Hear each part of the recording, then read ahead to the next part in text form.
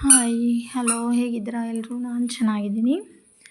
ನಾನಿವತ್ತು ಸಾಬುದಾನಿ ಉಪ್ಪಿಟ್ಟು ಮಾಡ್ತಾಯಿದ್ದೀನಿ. ಇಲ್ಲಿ ನಾನು ನೈಟೇ ಸಾಬುದಾನಿನ ನೆನೆಸಿಟ್ಕೊಂಡಿದ್ದೀನಿ. ಬೆಳಗ್ಗೆ ಒಗ್ಗರಣೆ ಹಾಕ್ಕೊಳ್ತಾ ಇದ್ದೀನಿ. ಓವರ್ ನೈಟ್ ನೆಂದರೆ ಸಾಕು.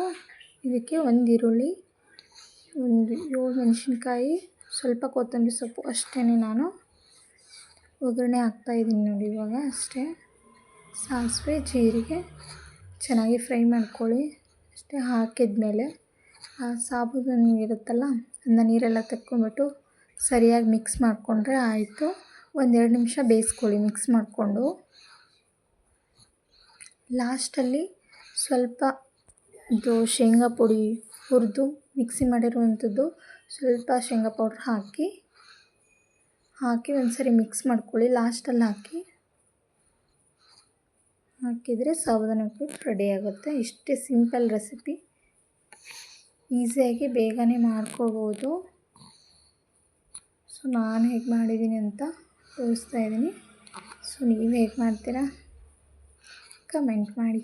ಬಾಯ್.